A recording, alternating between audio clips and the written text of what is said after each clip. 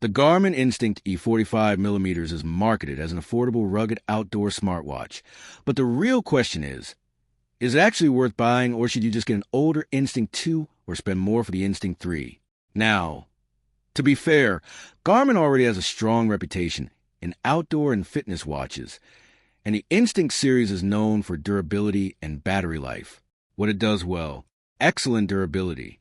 The watch is MIL STD 810 tested with 10 ATM water resistance, making it genuinely tough for hiking, workouts, outdoor jobs, and rough use. Very good battery life.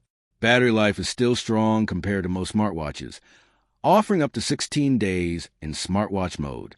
Great outdoor visibility.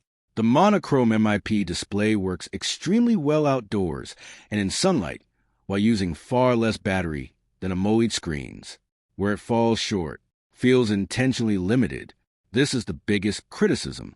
Garmin removed several advanced features to separate it from higher-end models. Battery life is worse than Instinct 2.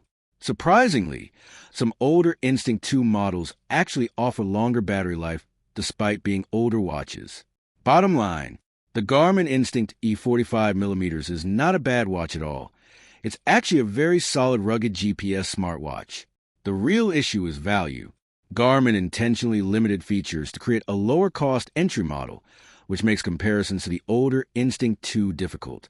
Garmin Instinct E 45mm equals great rugged basics, questionable pricing. If you can find it on sale and mainly care about durability, battery, and outdoor tracking, it's worth considering. But at full price, many people may be better off buying an Instinct 2 or saving for an Instinct 3 instead. Thanks for watching. Don't forget to like and subscribe for more videos.